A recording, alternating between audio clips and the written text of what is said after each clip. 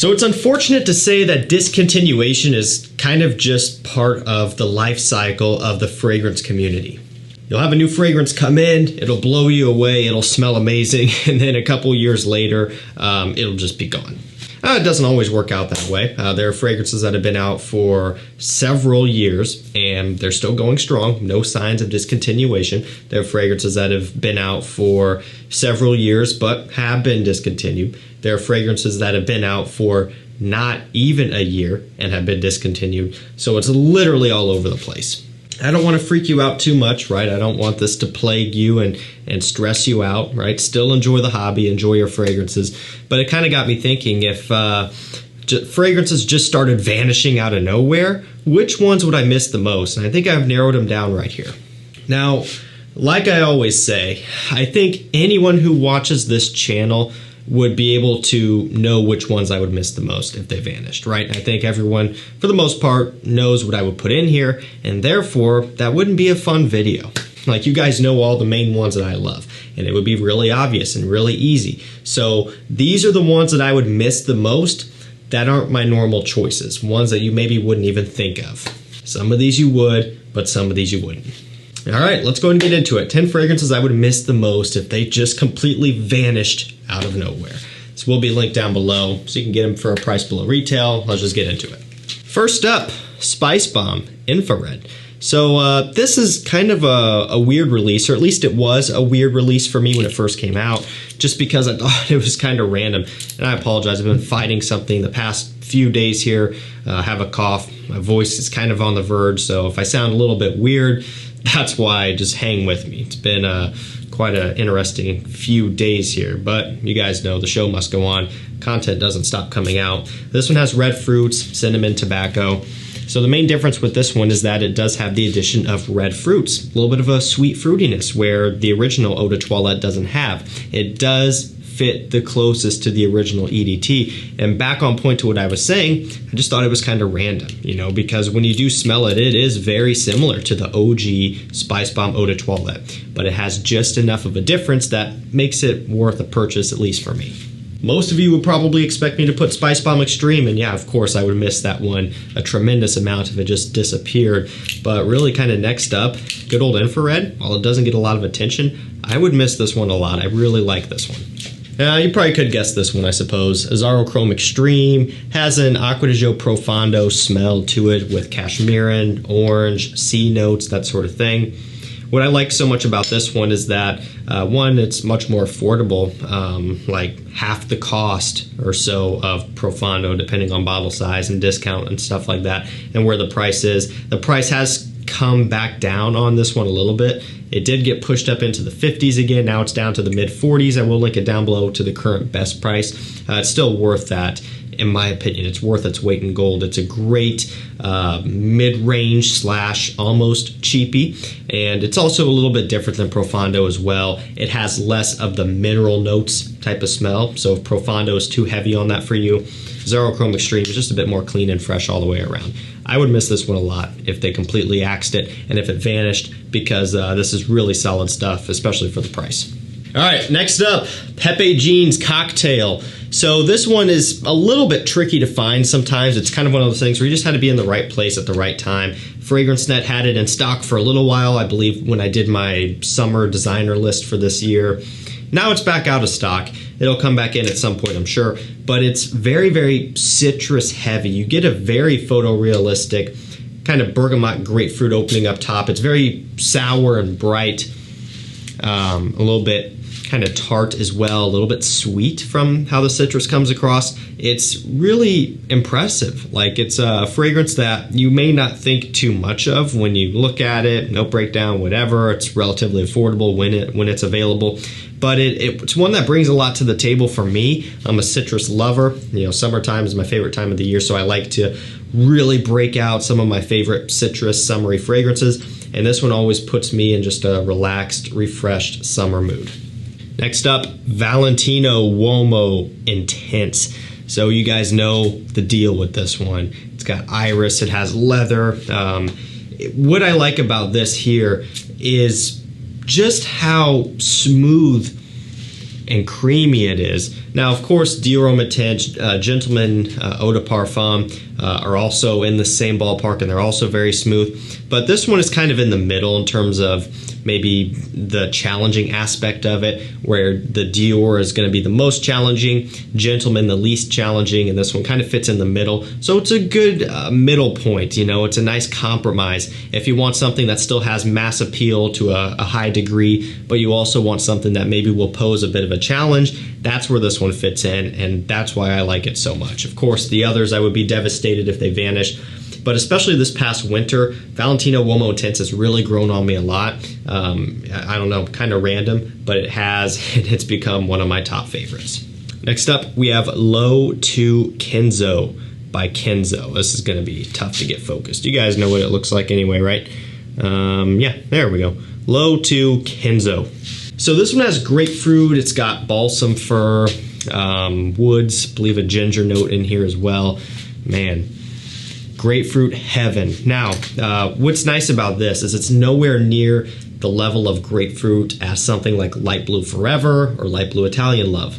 Those grapefruit notes in those fragrances are to the extreme. So if you want a grapefruit scent, but not to that level of challenging, I suppose, then check out Low to KENZO. It's affordable, typically mid-$30 range. It's a decent performer, 6-hour scent or whatever, which is okay for a citrus fragrance. It's got some nice woods in here, and it's unique. I suppose this one is pretty obvious here as well, but you know, it's one that I've kind of started to push back a little bit just because I know a lot of people were getting tired of hearing about it, that sort of thing. But it's Mercedes-Benz Club Black. It's got vanilla, benzoin, ambroxan. This is like a vanilla holy grail scent for me, and for a lot of people who like that note. If you don't like vanilla in fragrances, then you're in the wrong place with this one right here. Don't even look at it. Like, seriously, don't even look at the bottle. But if you like that note, you've got to try this. It's such a photorealistic, syrupy, sweet, and almost gourmand vanilla. Like, it's so impressive how it is.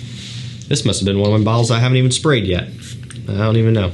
But I've got a few backups, of course. But it's so, so nice. You get that ambroxan, giving it kind of a bright, kind of a texture. You get the vanilla note itself, which is giving that creaminess and that sweetness. And then the benzoin kind of giving off a dusty, powdery smell. It's a really nice combination. It's great for winter time. And as you could imagine, if this just completely disappeared out of thin air, I would be heartbroken. Up next, a fragrance that just reminds me of the beginnings of my collecting days. It's one that I got relatively early on, at least within the first, I don't know, maybe 10 fragrances that I got or something like that, somewhere around in there. So pretty new, and I remember getting it and spending the money on it and be like, wow, I finally have like a premium product, you know. It's Chanel Allure Homme Sport Extreme. It really does remind me of just kind of getting started and getting into a higher end, almost luxury designer, depending on if you look at it that way or not. Chanel is definitely kind of the top of the line in terms of designers go, and you really can't get them discounted all that often. But you guys know this one. You know the hype behind it. Kind of dubbed as like one of the best compliment getters within the first 1 or 2 hours of you spraying it on, just because it projects so strong within the first couple hours, and then it dies down. It's got mint. It's got tonka bean. I can't even remember the rest of the note breakdown off the top of my head.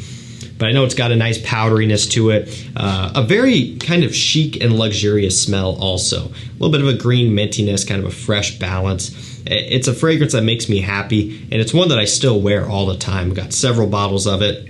I've got old bottles, I've got new bottles. They all smell great. They all perform about the same, which isn't anything that's going to win awards, but they do last through your typical wearing session, and they do get the job done. Not that this would ever go away, but if it did, I would be very depressed. Second to last fragrance, a newer one actually. It's L'Homme Eau de Parfum. So this is actually, the newest L'Homme fragrance, and it's still newer here this year. It's the year of the Eau de Parfums. It really, really is. The year of the EDPs and the Parfums. It's so weird. There have been so many L'Homme fragrances, L'Homme flankers, I should say. I'm not talking about Lannoy de L'Homme flankers, although there has been a ton, but just L'Homme itself, so many flankers, and we just now got an eau de parfum. Yes, there have been eau de parfums in the L'Homme line, but I'm talking like L'Homme EDP. We just now got it, and the original L'Homme came out in, what, the mid-2000s or something like that. It's about time. So this one has oak, so it kind of gives off a little bit of a boozy smell in here, but you also still get that original L'Homme DNA. So it's the original L'Homme, but with a booziness and almost kind of a nighttime appeal, which I really think is well done. And it is, to me, a true L'Homme Eau de Parfum flanker, or an EDP flanker. It's not completely different than the original. They're still playing off that DNA, but they're giving it a little bit more depth, a little bit more richness, and almost even to some extent a bit more of a complexity to it. I think that's a really smart move with this one. I'm glad that they went ahead and did this. I don't know what possessed them to do it. I guess they were just like, all right, we got to come up with something for this here. Let's finally do L'Homme Eau de Parfum. But in all seriousness, it's really, really nice. It's one that's grown on me substantially. I liked it when I first smelled it, but now I really, really like it. I am also a big fan of the original L'Homme, just the EDT. It's just nostalgic for me. But this EDP, yeah, that's real nice. You really do get that oak and that cognac. A good amount of richness here in this one. Very impressive stuff. And the smell definitely does match the coloration of the stuff. If you could see it, nice deep ambery color. This is divine, and it's going to be great working into this fall. And last up for this video, we have Polo Blue Parfum. So another new one, okay? This is one where, I've said this before, but you got to get to the dry down. The dry down is where it's at. The opening, I have to admit, just kind of okay. It's not really great. It's not really impressive. The opening, it smells like Polo Blue. We've all smelled Polo Blue all over the place. That won't blow you away, but the dry down is impressive. Again, you got to get there, and this is why I preach this on the channel so much. You have to test things on your skin, and you have to give it more than 2 seconds, right? A lot of people are notorious for spraying, smelling, and if they don't like it, they scrub it off and, oh no, it sucks, and they leave 1,000 negative reviews on it. It's not the way to go about this. You got to get it into the dry down. Give it 20 minutes if you can bear that long, and you'll be impressed. It has more of an aromatic approach in the dry down, a good amount of woods going on, and it really moves away from Polo Blue quite a bit once it's sat on skin. Again, paper, test strips, not going to do it justice. On skin, give it 20 minutes, a half hour, and then come back and test it.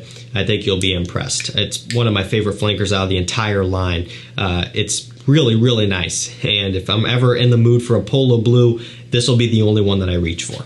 Alrighty guys, that's going to do it for me. That is 10 fragrances that I would miss the most if they just completely vanished. I tried to throw in some options that are, you know, a little bit different. Look, the fact of the matter is, I've already talked about my big loves on the channel so much that it's hard to find ones that are, you know, not super in the spotlight, right? You guys know it. I'm not going to lie and throw in random stuff that I don't like that much just to make a more interesting video. But I think I did a good job of throwing in some oddball ones that I really do like a lot that maybe just don't make it to the channel as much. Links to these will be down below. That's going to do it for me. Thank you so much for watching. Stay safe, stay healthy, and we'll see you tomorrow with another one. Take care.